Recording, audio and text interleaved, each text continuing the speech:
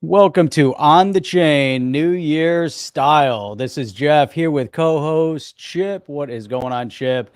Happy early New Year to you and to everybody out there. Today, we're going to get into this whole concept of where XRP is going to be in 2022 and beyond. It's a new dawn because crypto is here to stay. And I guess there was some news on the news line today that Daddy G has now assembled his posse, Henchman. his henchmen, and they're going to start circling the wagons. I don't know. So many crazy things going on. But you know what? 2021 was a crazy year, for many different reasons. But overall, in the crypto space, it kept progressing and progressing and progressing. And we see amazing projects that are just developing all over the place. And Chip, I think this genie is out of the bottle. There's no way to get it back in. So 2020 year is going to be explosive. It's going to be awesome. It's going to be amazing. I can't I'm excited. But let's kick this thing off. Let's get the last show of On the Chain for 2021 underway. Let's go. Welcome to On the Chain. Oh, yes, kick it off. Kick it off. Yeah, kick it off, Jeff. Let's dive head first into the shallow end for some maximum impact. What do you want to start with? Maximum. I want to start with this. Let's start with something kind of fun and festive. All right, let's do some festive fun stuff for the new year. How about a restaurant in Clearwater? Not sure if it's Clearwater Beach, Florida, or just Clearwater, Florida, but it's somewhere in the Clearwater area. So if you're over there, just outside of Tampa, and you want to find a crypto restaurant, then go check it out, because Clearwater Crypto Restaurant, and it's I thought I had my screen shared here, but we had Robert right here from the On the Chain community sent us this great email, and he said, Clearwater Crypto Restaurant, wanted to see if you could give a shout out to Crypto Street Restaurant in Clearwater, Florida. I ate there yesterday. Food was not bad, but the cool thing was the owner lets you pay in crypto, any crypto of your choosing. So that's kind of cool, Chip. Nice. And here, he said he used XRP for fast, cheap transaction, but also to stick it to Gary, so he knows that XRP, is not a security. If you find time, great. Thanks for everything you do. Love the show. P.S. Tell Jeff thanks for cutting the lighting back. He'll know what I mean, because my light was always kind of blowing out like it seems to be right now. I don't know what. Like it is today, Jeff, you mean? Like it is today. What the heck is going on? Well, it's opposite. I used to be blown out, and you were like normal, looked human. Now you look like an android, and I actually almost look human. What's going on. It's fantastic. I don't know how these things work. Clearwater, Florida. Yeah, Robert Gibbs. All right, yeah. Robert. It's Clearwater Beach actually, and I wanted to throw this up. It's a little companion story here. Let's throw this one up here, because let's throw the story up here. This was a companion story.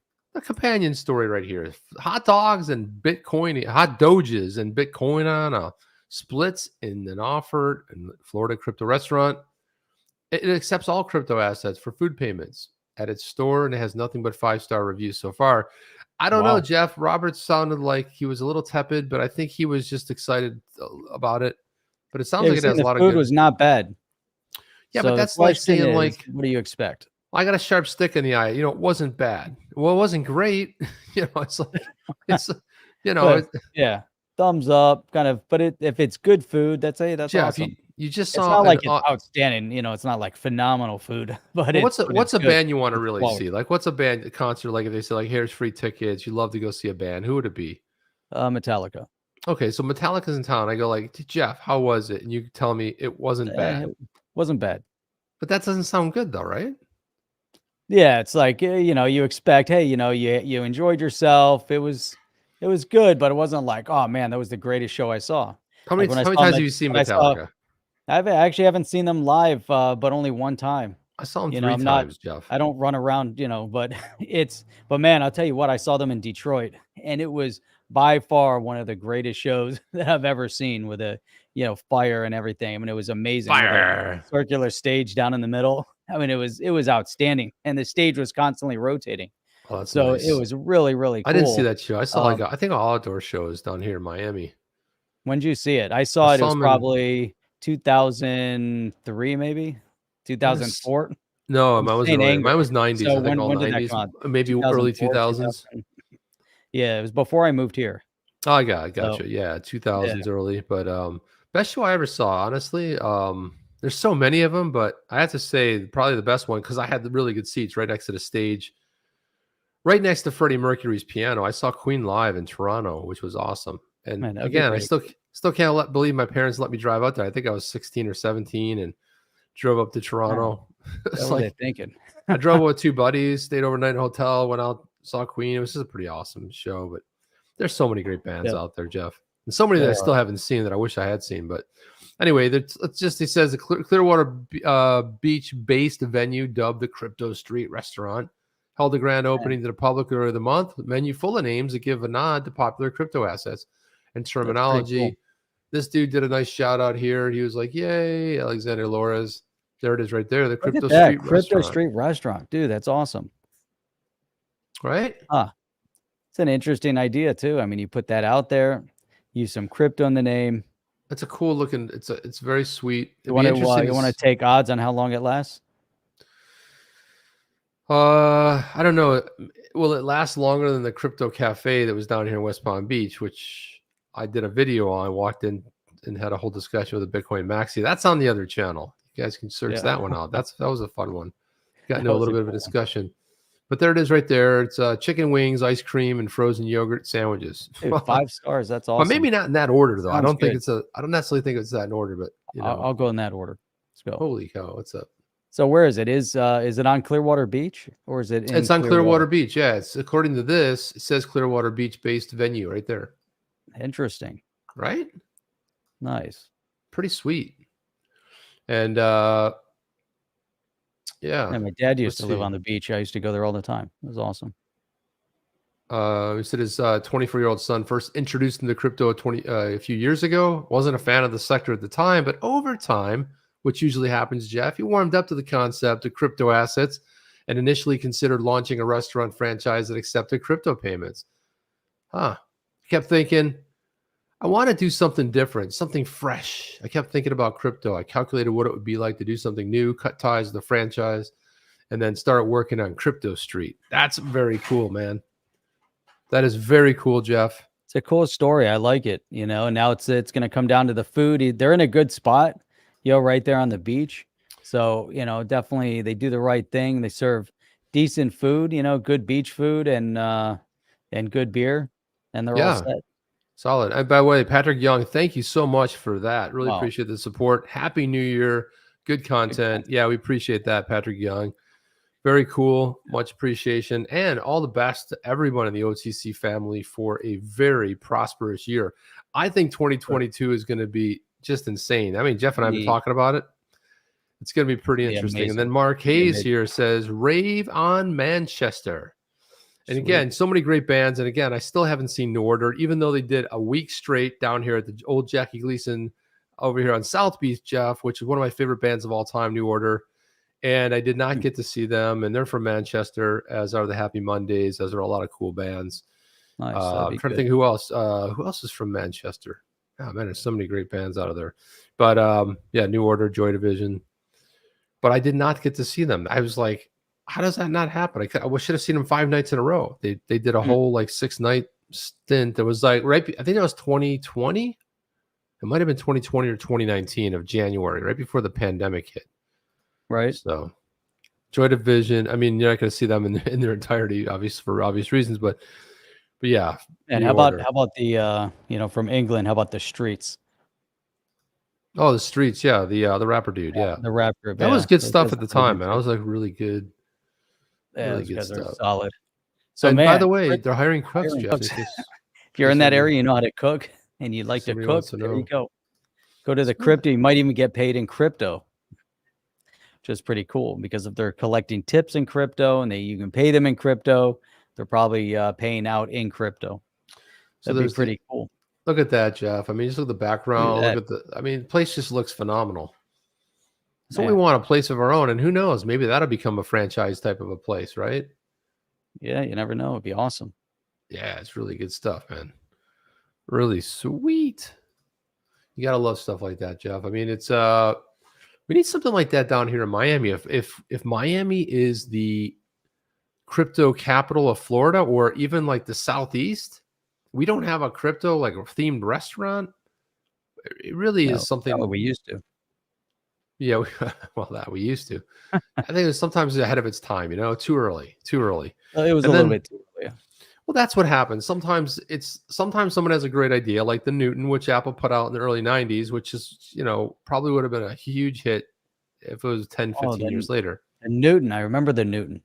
That was pre Palm Pilot. Pre-Palm Pilot, right. A little bit bigger than that. But again, I had a Palm Pilot, had all my stuff in it, couldn't leave around the house without it. Then, of course, I had a Palm Pilot phone with the little you got keyboard the Palm Pilot phone? Yeah, I had it because competing with BlackBerry.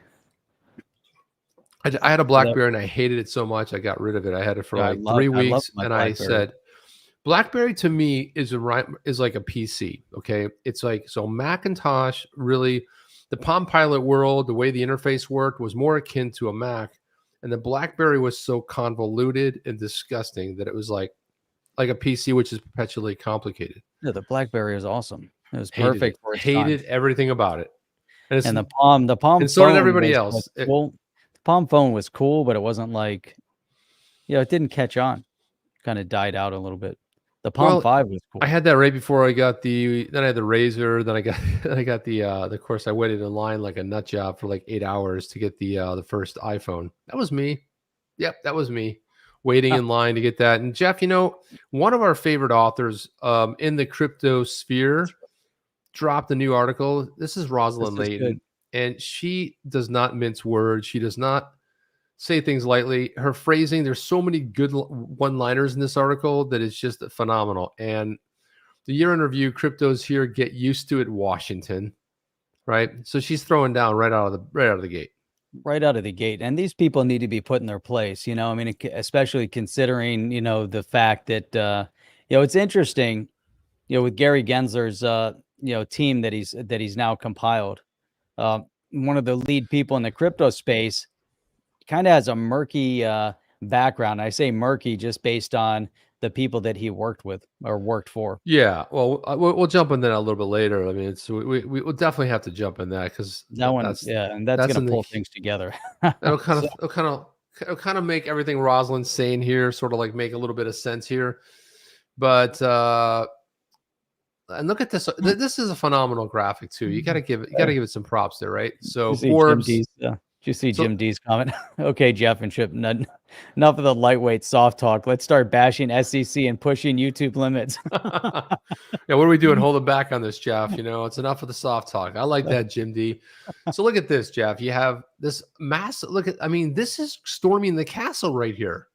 You've got the SEC. It's a graphic of a castle burning in the background with just horseback and troops and battered flags and just warriors. And it said and then the caption reads, the SEC likely did not expect pushback from its lawsuit against Ripple and the rise of the XRP army. Dude, wow. That's such solid. A smackdown, Jeff. That is point blank. I mean, that's exactly what we were saying yesterday too. I mean, that exact scenario, is that the SEC and government officials in general at large just did not expect the pushback, the resistance. From the resistance from the XRP army, and it's not just the XRP army because it's the crypto space at large, and these guys, they got to wake up. Let's go through this. And Jeff, what I like about this is I love how she paints this picture. It's so beautifully done. She has a way with words, and her adjectives are just very well chosen.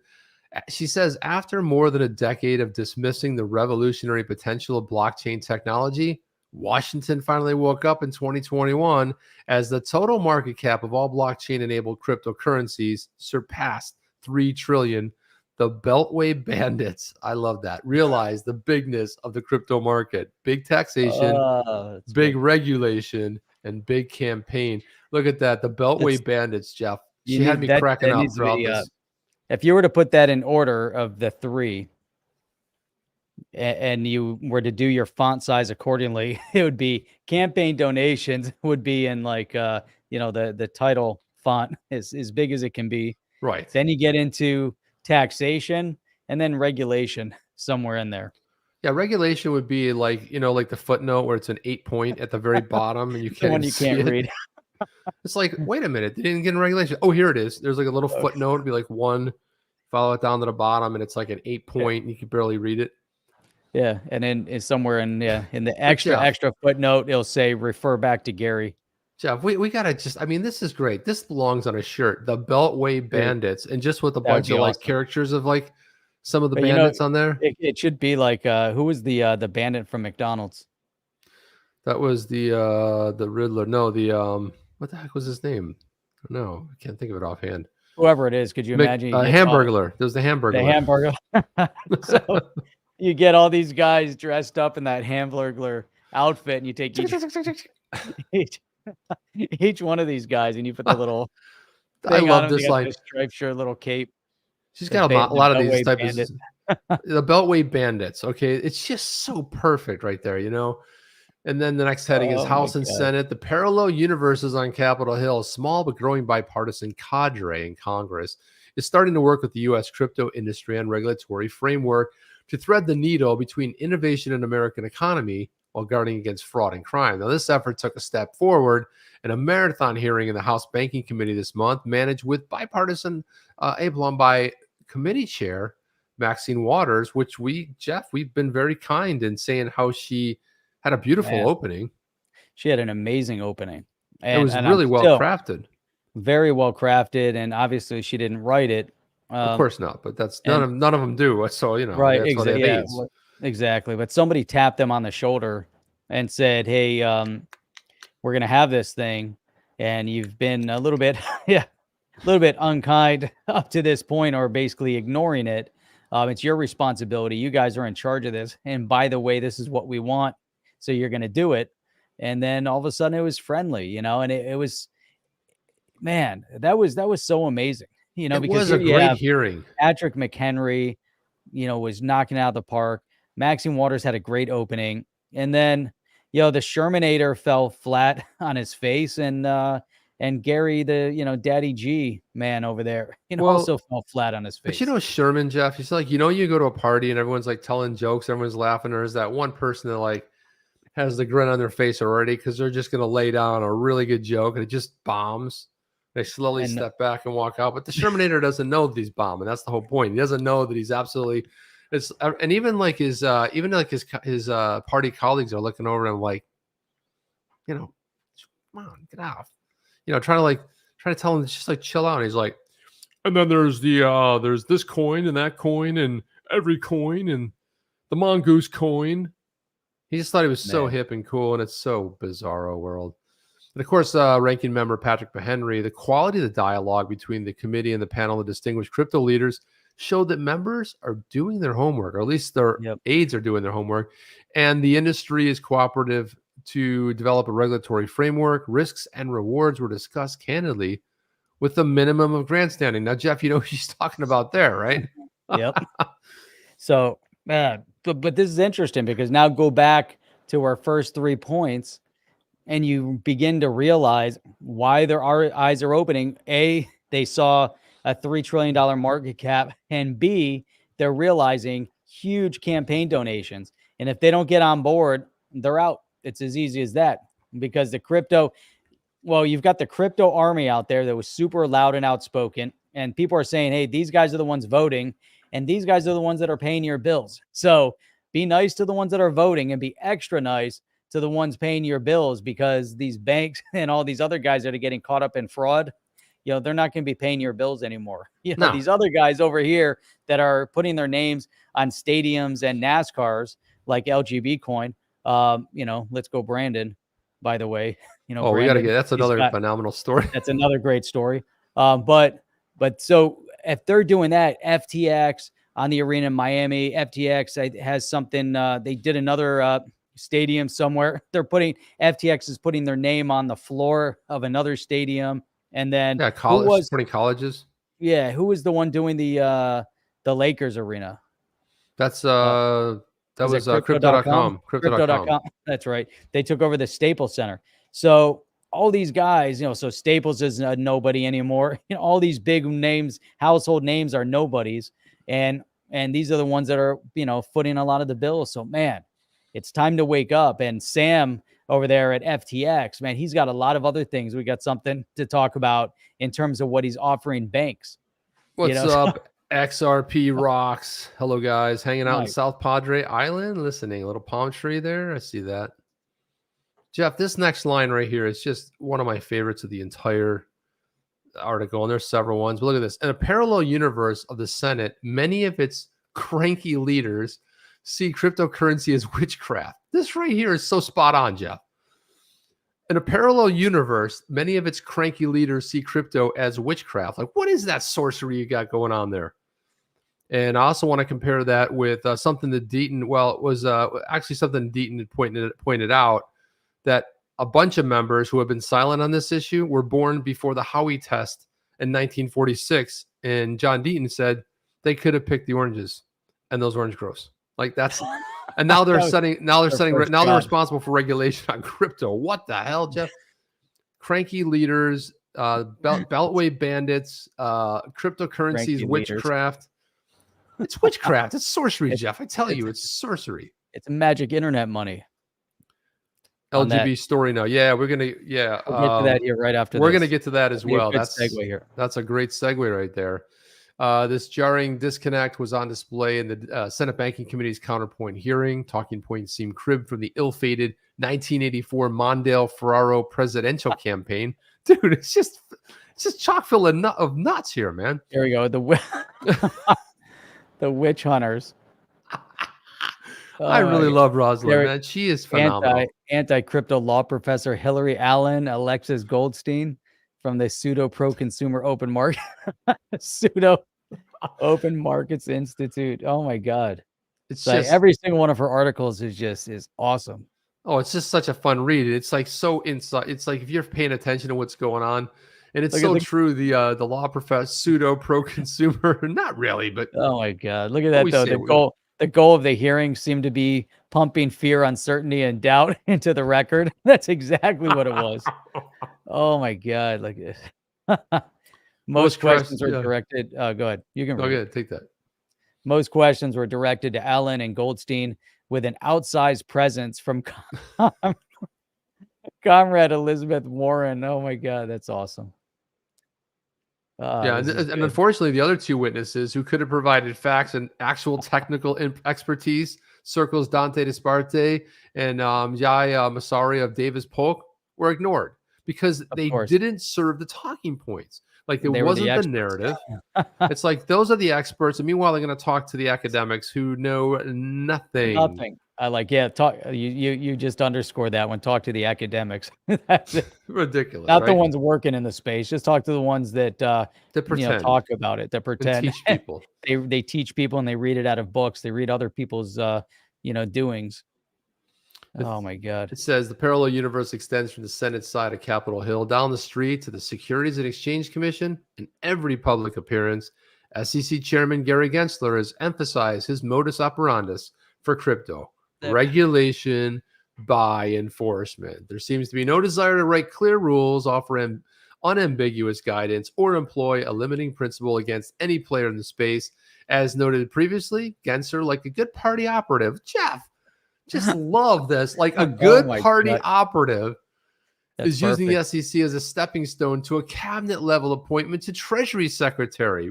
Yep. Boom. We call that. Did we not call that? We call that.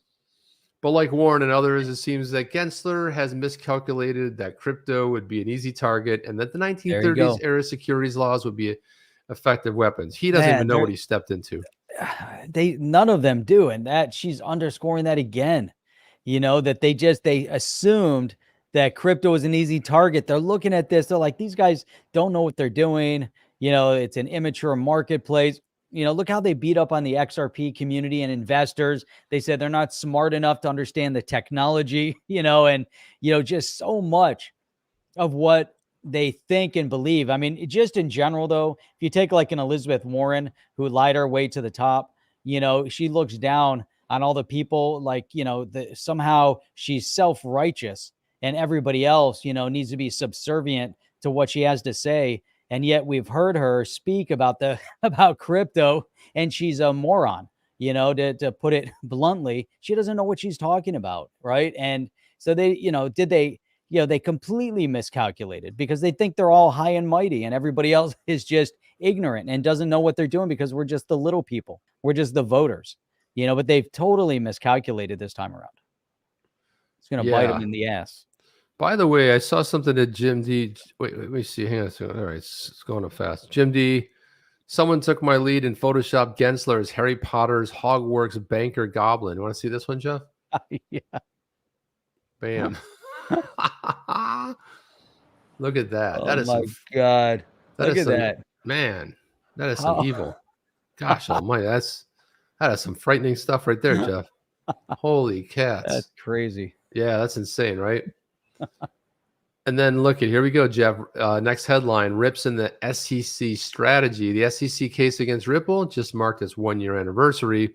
It continues to evolve like the cryptocurrency trial of the century, likely becoming the defining case since the 1946 Supreme Court decision on Howey, the ruling upon which Gensler and Warren hanged their ambition. Howey defined what constituted a security in the 20th century, decades before the internet, blockchains, and decentralized ledgers were conceived. Given Congress's lag to update the Securities Exchange Act for a digital age, parties will seek it in court. Yeah, we're doing that. I want to give a quick shout out to my dad. He's on here right now, wishing everyone a happy new year. Very happy, healthy, and successful new year. Not sure if Dad, I don't know if you missed, but there's a crypto restaurant over in Clearwater, over there on Clearwater Beach. So how cool is that? You can go there and spend all your crypto. So I'm going to skip ahead a little bit. It says, indeed, many holders of the XRP digital asset knew nothing of the company Ripple, yet the SEC alleges they were in a common enterprise. The heart of the defense is that SEC caused $15 billion in harm to bewildered holders of the XRP digital asset with its capricious behavior. Gensler inherited the Ripple case from a Republican administration, but his policies demonstrate even more zeal for an SEC drunk on power and fervent belief that Ripple and its top executives should have known to register XRP as a security 8 years ago, when, though, the SEC hardly knew what blockchain was. Judge Annalisa Torres of the Southern District of New York is likely to issue a decisive ruling in the case next year. This will either embolden Gensler or prepare attacks on other platforms or smack down the SEC for overstepping its authority. I think that's it. That's exactly we're gonna see happen here in the near future, meaning after the elections in 22. But man, I think there definitely is, some blame to go around here because, obviously Gensler inherited a thought process. We saw what Jay Clayton did. But if you go back to those, so the time Jay Clayton was in, the SEC didn't really take any big measures against the crypto space. And all that time, it was that last action of his, when he decided to file suit a day before he left, and he drops the lawsuit against Ripple. That was the biggest action, but that's enough. You do nothing for a couple of years, and then you drop the biggest lawsuit in crypto history, which is, against Ripple and XRP in general. I think that's massive. And obviously a lot of the things, Chip, that John Deaton has talked about in terms of, what's going on with the Ethereum Foundation and maybe some of the things that kind of led up to it, just doesn't look good, but then you bring in Gary Gensler, and this guy, he's on a whole different level. I mean, he's just a whole completely different level. And that's what, she's talking about in this article, just completely, different level of chaos and determination for control of the crypto space, something that, it doesn't fall. And that goes back to the point she was making about what he's really doing, what he really wants, Daddy G. Anyways. Dangerous game, partisan politics before an election. The anti-crypto faction of the Democratic Party, with its razor-thin margin, is unwisely demonizing the multi-trillion-dollar crypto space. The ever-cautious industry associations won't own up to it, but millions of retail crypto holders are not hiding their increasing angst at Gensler and Democrat allies. Pew Research Center reports that 27 million Americans are either current or past retail holders of the digital assets, and the numbers That's a skew big number. young. That's right. It's probably bigger than that though. Oh, And they man. skew disproportionately Black, Hispanic, and Asian. Disruptive innovation frequently opens markets for people at the bottom of the pyramid, threatening institutionalized finance at the top. The anti-crypto stance of many Democrats hurts the very people it claims to represent. But I think that's an old narrative. I think that's probably 2016, that narrative, right? It was the everyday, the working man. Now its stance is really sort of wavered and turned to some other. No, I think what she's just, focusing on here is that, they're just taking their anti-crypto stance. I think has been very, and we've seen it right up until recently, up until this last hearing where we saw Maxine Waters come out and actually give, a positive opening. But up until that point, I think we're both shocked, because when she opened that up, I expected her to take the typical, stance that most of the others in our party have taken, and that it's somehow only used for nefarious purpose, that and beat up on the crypto space, which they always seem to do. They always focus on the same narrative, like Elizabeth Warren. But this is a bipartisan issue, and they need to wake up to the fact. And I'm sure there's still quite a few Republicans that we haven't heard from that are also against crypto, or, just oblivious to it, just, I don't know any Republicans in Congress so far that have come out vocally aggressive against it. So you have Elizabeth Warren, who's vocally aggressive against crypto. Then you have Gary Gensler, who's appointed, vocally, who knows where he stands. It seems super aggressive, doesn't seem very in favor. So I guess we do know. And then you have the Shermanator. But who is there on the other side? Like, which Republican has come out so? Well, how about Sherwood Brown? I mean, he's no lover of crypto or anything else. Very skeptical. Yeah. So, so they're out there. It's just, this is a bipartisan issue, and that hearing was a good step. But the only reason, again, and according to the article and everything that we've said, the only reason why they're waking up to becoming, to this idea of normalizing crypto is because they know who writes the checks. From a support perspective, they see it as a mechanism to raise more taxes, and they don't really care about how it's regulated. And that's the shame of it. They have to find regulatory clarity, the norm, and figure that out. Then you can get everything else. No, exactly. But that's not how they're looking at it. Every 2 years, these congressional representatives get voted in. One of the other reasons why are they getting friendly to crypto now? Well, we have elections coming up in 22. So just like they reach out to other, groups within society that they typically ignore the rest of the time they're in office, every 2 years, they circle around and they come out there and say, hey, we're here fighting for you. And this is it again. Hey, we're here, we get it. We're listening. We want normalcy in crypto. They'll get elected, and then you won't hear from them again. That's a shame of it. But I think now, Chip, the difference is 27, 30 million, 35, 40 million, whatever that number is of people that are in the crypto space, their voice is going to be heard, loud and clear, that we need regulatory clarity in crypto. And these people are Libertarian, Republican, Democrat. They're coming from all aspects of the political spectrum, invested in this innovative technology that's revolutionizing the way money is moved all around the world, and how people are able to maintain their wealth and gain wealth all around the world. So I think the time is here. Yeah, look at this chart right here.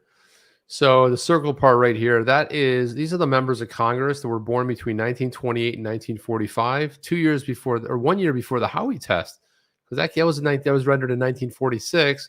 Then you've got the boomers. You got 230 of them are boomers. They were born between 1946 and 1964. Gen Xers you've got 144 Gen Xers between 65 and 1980. Then the millennials, which is only 31. That's between 81 and 96. So then you can see the breakup on the other side. So if you look at that, there's a total of 38 It's incredible. 38 members of Congress were born before the Howey test, and now they're going to be responsible for potentially making some clarity. Oh my gosh, Jeff. And then, so, I mean, it's a very small 51 total of millennials, which is like, between 1981 and 86, which is insane right there. It's crazy. And this was this is the finish it off. She talks about the rise of the XRP army. Retail holders are mobilizing across multiple social media platforms, unearthing embarrassing information on the SEC's top brass past and present, and flooding congressional offices with thousands of messages demanding that Gensler be reined in. Their efforts led a government watchdog to sue the SEC and investigate possible conflicts of interest by SEC officials. In the Ripple case, over 62,000 retail holders of XRP have been admitted as friends of the court against the SEC, thanks to John Deaton, and dozens of crypto influencers with their own media platforms have a collective audience that rivals cable news networks, and they are starting to talk about the midterm elections. And we're playing our small part in that, Jeff. Republicans need not exert themselves too much to get the crypto vote, so long as Gensler and the Democrats continue to self-destruct. And what's the famous saying? Never interrupt your enemy when they're in the process of destroying themselves. Okay, no, carry on. You're good. Keep going. You're good. You're going right off the cliff, Jeff. Boom. Right off the cliff. If 2021 was the year that crypto showed its economic promise, 2022 will be the year when crypto holders show their legal and political might. That's right. Just like those who said a decade ago that Bitcoin would never be worth anything, many will be in their words and regret that war on crypto would be a cakewalk. And once again, give credit where credit's due. And Roslyn, Layton, pens another beautiful, incredible article. Solid. As a rock. What a great one. So, Chip, all right. So here's a quick segue. A couple of things here. Man, what do you got, that Jeff? picture back up. I had it, and I just had it up. You just close it. Yeah, hang on a second. Let me put it back up. Oh, hang on. Here it is. Let me put it. This is the greatest picture. You saw it flash in there, right? I saw it flash by. There it is. That's so awesome. Look at that. Oh, that's great. Good. Golly, that's frightening. Oh man, that's good stuff. Is that frightening stuff or what? It is. It's terrifying. So there's a couple things here. So we're going to get to Brandon Brown in a second. LGB, let's go Brandon Brown, but we'll get to him in a second. But here's something. Actually, there's a couple somethings that are happening. A couple somethings. Here's one. You just got to be kind of in this mindful state to see kind of what's transpiring and what people are, what things are, how they're like interpreting things and, the twisted logic. So here's one. The billionaire founder of Roblox reportedly used a tax break for small businesses to avoid paying millions to the IRS. Now, that's the headline, right? So obviously Roblox is blowing up. Obviously on paper, since his IPO, he's worth billions, on paper. And so did he use the wrong tax break? Is he not surrounded by the right CPAs that are claiming the right tax break? And if it's incorrect, the IRS is going to come back and say, hey, by the way, you used the wrong one and you owe X, but here they put this spin on it that he did it to avoid paying taxes and, somehow that the tax code that he's using isn't right. Look, he and his family used a small business tax exemption at least a dozen times, and so the platform's worth $56 billion. Okay. And that's a large part of his estimated $7 billion in wealth. That's potentially mostly in stock, but regardless, I look at these types of articles. I'm like, why? Why are we so worried about this? If he isn't reporting the right way, he's going to pay more. If he's reporting and utilizing the tax code accurately, then he's not going to pay the millions in dollars they're saying that he has to pay. Doesn't it speak loudly? Does it speak loudly to the writer and what their agenda is? I mean, I think you just don't have to look too far and start looking at some of the other articles penned. And again, we have a system for that. And if someone made a mistake, you don't think someone like Roblox the company. You don't think the CEO hires the best CPA firms, like the one of the top, the big three? You don't think what do you think they're hiring? Do you think they're going to HR Block? I mean, come on, man. They're not going to corner HR Block doing their taxes on one page. They know exactly what they're getting into. I mean, exactly. And for the writer to doubt this, how do the writers know which exemption they took or not? And what do they like you said, Jeff, why do they care?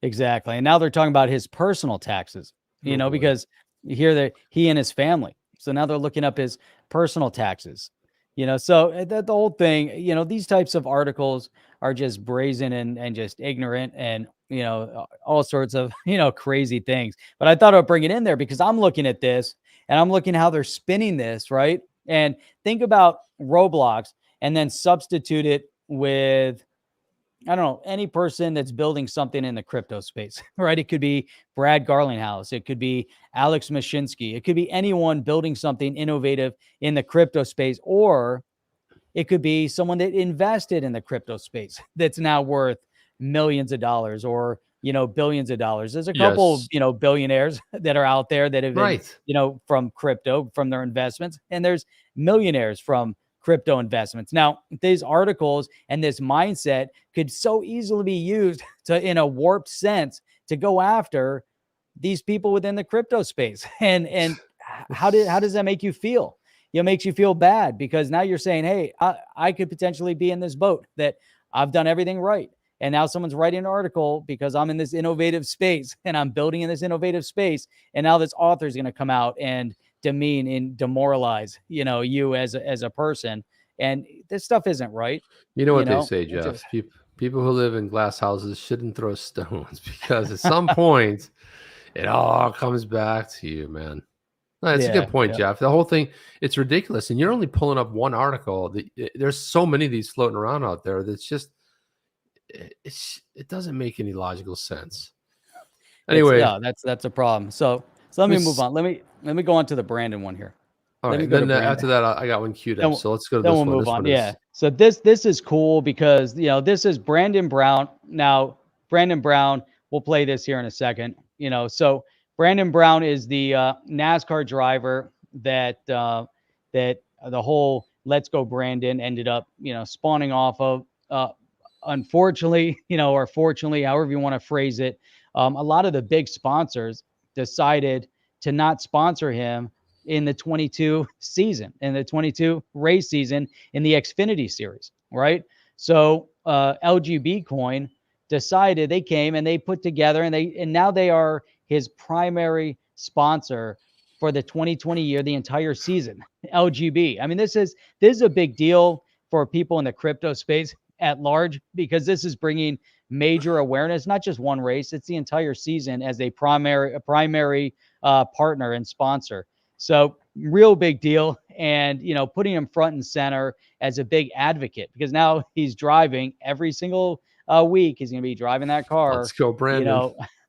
Let's go, Brandon. And the LGBcoin. It's a big deal across the board, however you want to look at it. But let's take a look at this video real quick. Let me remove it because obviously I didn't share with audio. That's not a problem. But I gotta say this, they would just click and.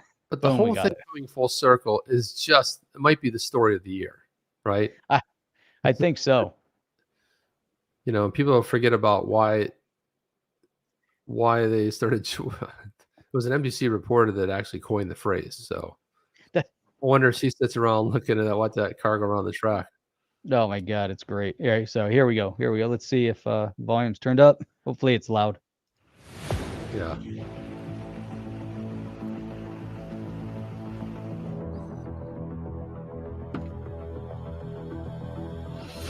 Let's see, here we go.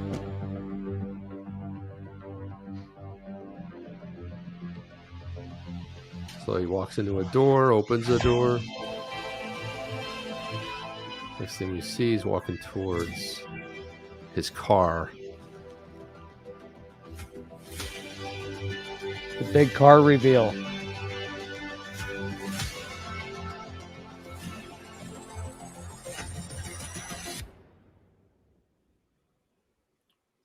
Man. LGBcoin. .io. That's cool, man. Brandon built BMS Motorsports. Very, very cool. That's huge placement for crypto. I think it's a bigger placement than even Doge. So you got, and what's crazy about it, Chip, is that it just the LGBcoin just started, right? And it's kind of like another meme coin, right? So it's just, man, big news to me. That's huge. Yeah, I think it's really a big deal. This one person commented though. Hang on a second.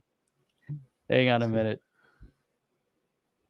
I'll not be watching NASCAR anymore. I was happy you finally got your first win, but this makes me sick. Come on. I mean, all the other sponsors said they weren't going to sponsor. So how is this, this person here? How is she going to feel about that? Well, He did she wasn't going to reach be in able her to race, pocket? and it wasn't his fault. Exactly. Right. So It had nothing. it makes her sick. I mean, come on. That's the lowest extreme. I mean, that's just insane. It wasn't his fault. So I'm old enough to remember when Brandon Brown made a huge media tour saying he didn't want to be associated with it. So, well, then he didn't have anywhere to turn. I think overall, it had a good place, to come back to. I have no interest in leading some political fight. I race cars. I'm not going to endorse anyone, and I'm certainly not going to tell anyone how to vote. So, well, to be maybe fair, that was Jeff, his statement. That might have been the statement. So, to be fair, there's an FJB coin, which this isn't. This is the LGB. This is just Let's Go Brandon coin. Okay, so Let's Go Brandon. Exactly. So it's a little bit different than the other one, which is the FJB coin, and people might be conflating those as well. Yeah, and but these are also people that aren't in the crypto space. Oh, it doesn't matter how you think. Once he starts racing, people are going to forget about it. Exactly. When you're racing, it's all about sponsorship. Even when you're a band touring, you need sponsors. It's too expensive to do it. You need you need sponsorship. You need people to kick in some money. That stuff's expensive. You need a crew. You got all the, all the operating expenses, traveling there. It's a lot of work, a lot of money. And you got to read the words. So I like this one here. So Patrick Bet David, you guys remember him, but he interviewed John Deaton, but he put this tweet out there. He said, "This is a brilliant quote by PJ O'Rourke. Poverty cannot be eliminated by punishing people who escaped poverty." Right? That's something to really think about. Poverty can't be eliminated by punishing people who escaped poverty. And then this guy, Pablo Escobar, XRP, said, "You haven't escaped poverty if anyone is still affected. Poverty is a failure by society to protect the most vulnerable. All you've done is shifted the blame to the victim. If you have all the money in the world and I have none, would it be my fault I have no money or yours?" This is a great comeback right here, Jeff. And of course, Patrick Bet David says, "How does a kid of a divorced parents with a 1.8 GPA grade point average, whose father worked at a 99-cent store and a mother returned to Iran to make it? No college degree, no example of success, but I chose to read through 2,000 business books instead of playing video games. If you can read, you can do the same." Really well said, man. Well said, well done, and turned it right around. I mean, that's really amazing, his story. It just unbelievable. And Chip, you and I the other day, we were just talking about, one of the office buildings that his group just bought. Yeah, right down the street from us. Yeah, it's amazing. They just bought, what was it? $4 million, $5 million, office building, and what they're getting ready to, set up a media center over there. And, it's amazing. It really, really is outstanding. He's quite a guy, I tell you, man. Well, the crypto channel that John Deaton was on had over 100,000, but his other channel has over 3 million subscribers. Come on. That's not easy to do. There's very few that hit that 3 to 5 million mark. And he's absolutely one of them. I was going to pull something else up. See if I can find it here. Yeah, I wanted to show you guys this. I want to throw this up here a little bit. Of course, I'll turn that volume down because I don't know what music's on here, but just want to get to show you that here's the kid that had a 1.8 GPA average. His father worked in a 99, a dollar store type of thing. And let's take a look at this. Let me throw this up here on the screen. Let me Show this right here. So, by the way, this is in Fort Lauderdale, Jeff. It takes up 3 lots, and Nice. it's incredible. $25 million home. That is incredible. Boom! Look at that. It's a gorgeous house. He rides up on his motorbike. Look at that. The front Ducati Divo. Look at that. These amazing original works of art inside of his home. And Jeff, there was something here that I saw that made me think of you. And I got to see if I can find it when he goes to the bar. And this is something. Let me see if I can just. Is this it here? But he's just, going through talking about the whole thing. And let's see if I can find it here. There's his office. So Nice this kid, yeah, right. I mean, just a really crazy. It's a closet.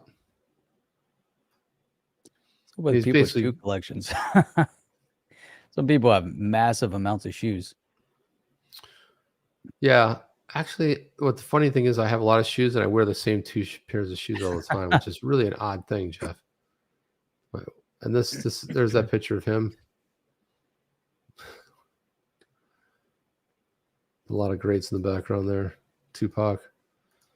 Anyway, I'll find it while we're talking here. I'll bring it up. I'll just toss it up there, but I can find it offline here. I think I screenshot it on my phone, but anywho, that's yeah. So he's not having any of that. There's no way he's not going to throw down with that. Why would he? Yeah, exactly. So, hey, Chip, so, we always have talked about are the exchanges, there's this race going on right now between the banks and the exchanges, the stock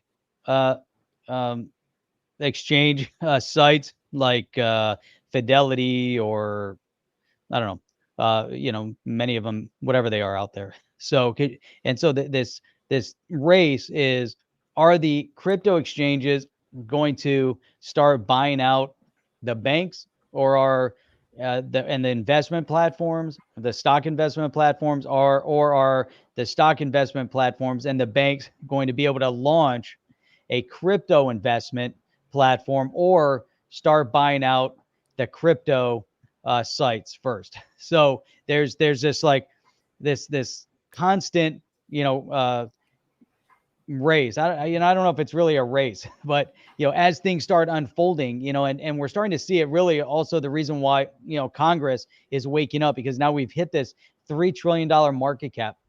The race really is that some of these exchanges are becoming so valuable that banks and traditional stock exchange sites don't have enough money to buy the crypto exchanges. The crypto exchanges are printing money at such a rapid pace. They're just making so much. And the advancement that they're having is in such a short period of time. But one of the, leaders in this whole idea is Sam Fried from FTX. Because if you look at what Sam has said, in a couple interviews at FTX, one of them was, and I think it was in reference to Goldman Sachs or one of the others out there, when they asked, would you be open to buying? And he said he's not, he is open to it at some point, not now, but he would be, right? And we're already seeing, that many of the platforms, whether it's FTX or, Celsius or Vitru or Binance or many of the others, they're offering mechanisms for you to stake your digital asset, for you to earn interest on your digital asset, and all these different things that are kind of in the realm of banking. Not exactly banking, but they're starting to dabble in that realm of banking. So they're getting into the banking concept faster than the banks are getting into the crypto space. But now I think what we're seeing from FTX is that they've upped the ante even further. So what he's doing here, what they're doing is offering $1 million. It's almost like $1 million reward or $1 million bounty for the first bank in each region that accepts a stable coin.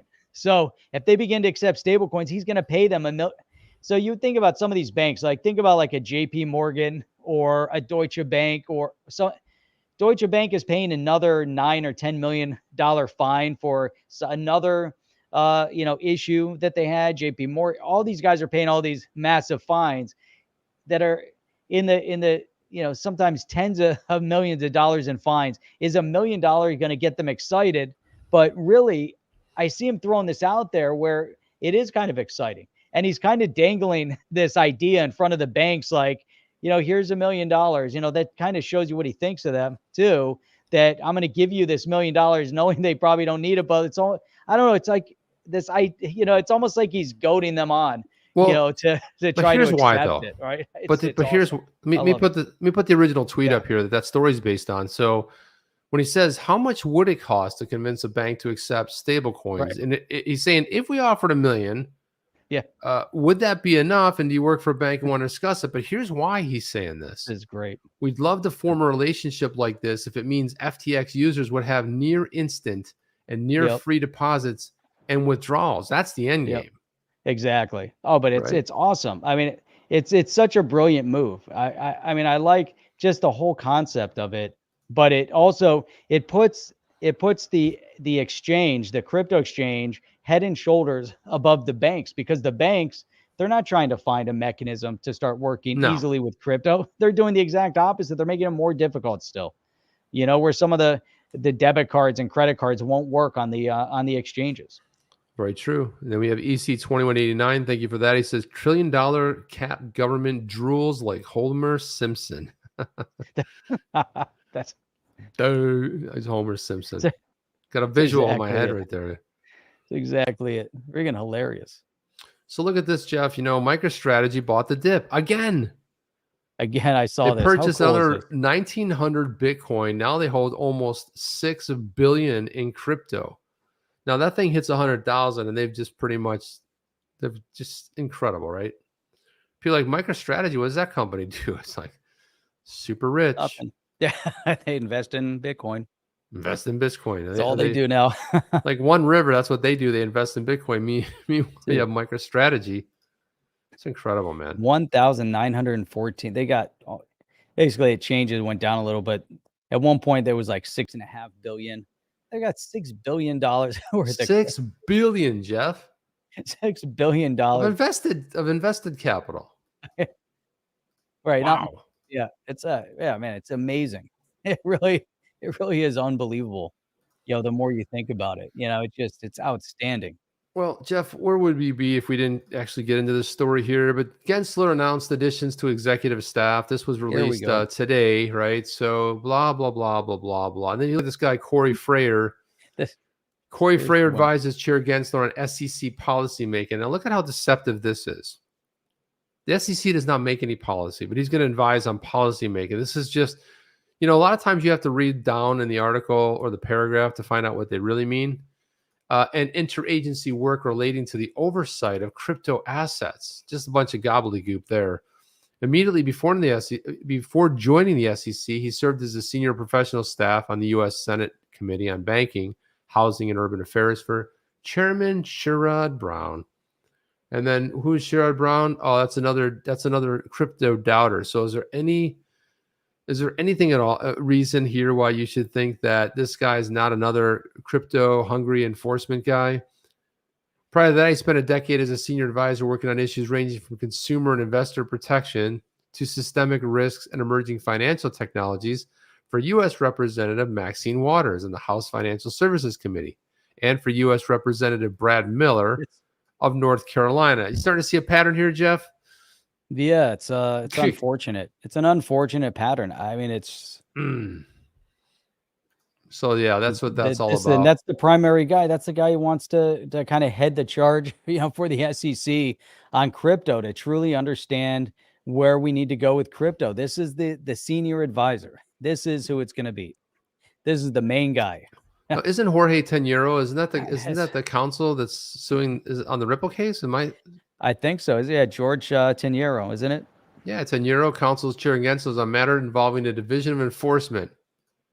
He was a staff attorney in the New York Regional Office, later served as senior trial counsel, previously served a leadership role in the SEC's Pride Alliance Employee Affinity Group. I don't know what that is. Sat on the SEC's Diversity Council. Prior to joining the SEC, was associate clear. Okay, whatever. Doesn't Yeah, say this anything is about him definitely suing he's the Ripple. guy. No, He's him, it is. right? He's the guy. Yep, he is the guy. So he's and officially joined. he's now. Yeah, I guess he's joined the SEC. So how does that work? Wait, he was their attorney, but does he still? Now that he's appointed, he's the enforcement counsel. How do you like that? Enforcement counsel. It's ridiculous. Is that always something? Is that enforcement always been a term, or is that something that? No, I think Gensler pretty much brought that.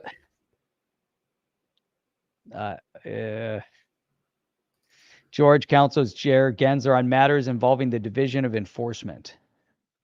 But he's been with the SEC since 2013 as a staff attorney. Okay, so there you go. I don't know. I mean, this enforcement council. I gotta look that term up. I don't know if anybody else knows. It's something. It's gobbledygook, Jeff. Well, I saw something on cryptolaw.com here. I was looking at this one line here. Senior trial counsel Jorge Teniero's statement. Now the court referenced the utility for XRP. We dispute whether that utility exists, Your Honor, during a March 19th hearing. That was, yeah. And then so that's him. That's the one. And then he's going to go down with Gary Gensler and losing this case. Potentially. I guess it's been around for a while. The Division of Enforcement. It's a real thing. It was created in August of 1972 to consolidate enforcement activities that previously had been handled by various operating divisions at the Commission's headquarters in Washington. The Commission's enforcement staff conducts investigations into possible violations of the federal securities law and litigates the Commission's civil enforcement proceedings in the federal courts and in administrative proceedings. That's what they do. There you go. Welcome. And Jeff, we only have like 45 people that have signed up on our newsletters thus far, which is kind of bizarre. I thought people would have been like, down with this whole thing, but apparently not. But again, on the chain.io, just put your name in there, right there, and then people always say like, well, how can we support on the chain? Well, you can just click this button over here, and you can support as well. You can do a monthly, or you can do an annual. But anyway, it does help out the channel, and it's our way. We control it. We don't like third-party Patreons and those kind of things. So this is something we run, directly on our site. So anyway, we want to thank everybody. We want to thank the people that have supported the on the chain as well. So there it is. And I love this quote, Jeff, which is why we threw it on the homepage. If you own a security, it gives you ownership of a company. If Ripple goes away, XRP will continue trading, which means not a security in so many words. So anyway, Jeff, that's all I have. This is a big day because this is the actual end of the year 2021. We're closing it out. We will not see you guys until next year, which is weird. Oh my God, a whole year. Hey, do you see this one? We got to get this one out before the year ends. Then EC2189 says, looks like Gary found a wet puppy in MIT.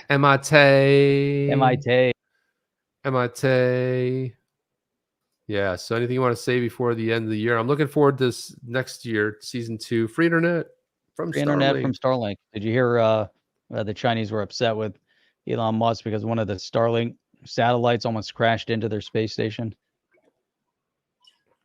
Okay.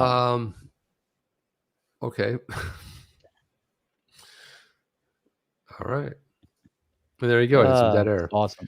But anyway, you got anything to say, Jeff? I just want to thank everybody for a fantastic year. We started out we used to do one stream a week, and then we started streaming because of the lawsuit, started breaking it down, started looking at workshopping the complaint, giving our opinions. An amazing year. And we went from 5,200 subs to over 22,000.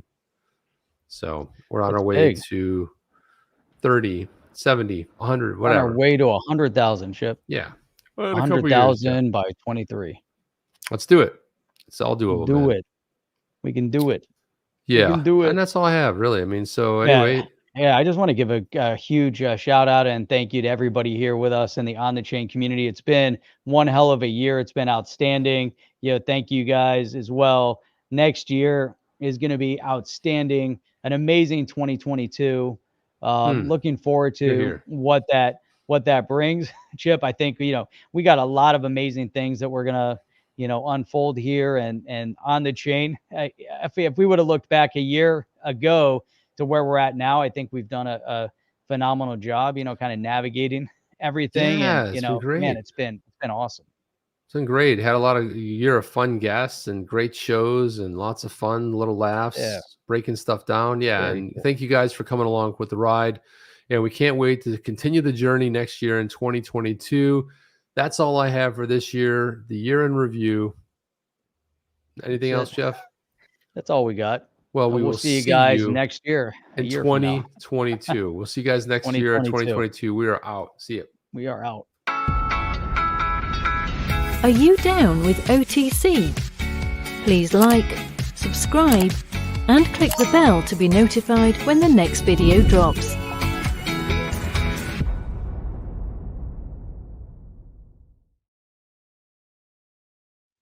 So you guys are still here? I said we weren't going to be back until the following year. I said we... Man, why it is the following year. It is the following year. Are you guys still here?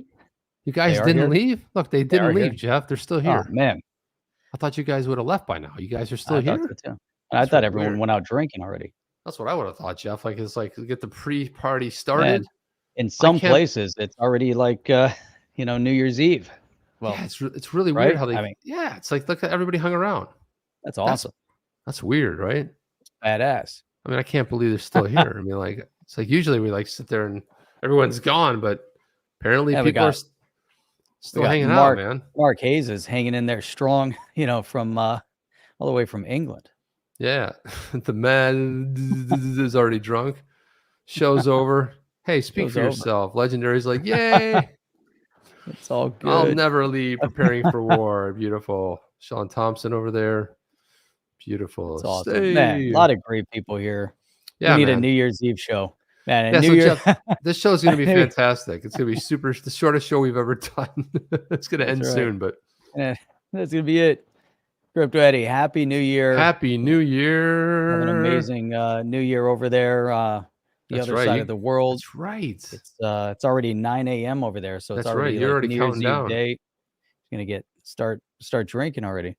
Yeah. Could already have an amazing. Probably has that wine flowing already. I can see it right now. I'm sure. A little wine glass. Kitty cats are getting excited. Maybe a little catnip for the kitties. I could see that. Oh yeah. Bullish hasn't had a drink yet. Well, it's a little bit early there in Australia as well. So, you got to give it a little something there. Oh, here we go. We got the micheladas for the New Year's, boys. Hell yeah. I'll take some of the micheladas. 11 p.m. Modelo 11 time. a.m. 11 a.m. 11 a.m. Modelo time. I like it's right in the name. Modelo time. Modelo's a good beer as well. Modelo, yeah. That is a good one. Sean Thompson, happy anniversary. Oh no, happy New Year. Danny the house, gotta stay on. Jim D. Nice. It's awesome. So anyhow, Chip, that's all we got. That was awesome. It was just something fun to come back. Yeah. It was great. And we'll see you guys. Can't leave you guys. Next year in 2022. We'll see you guys in 2022. We're out. Are you down with OTC? Please like, subscribe, and click the bell to be notified when the next video drops.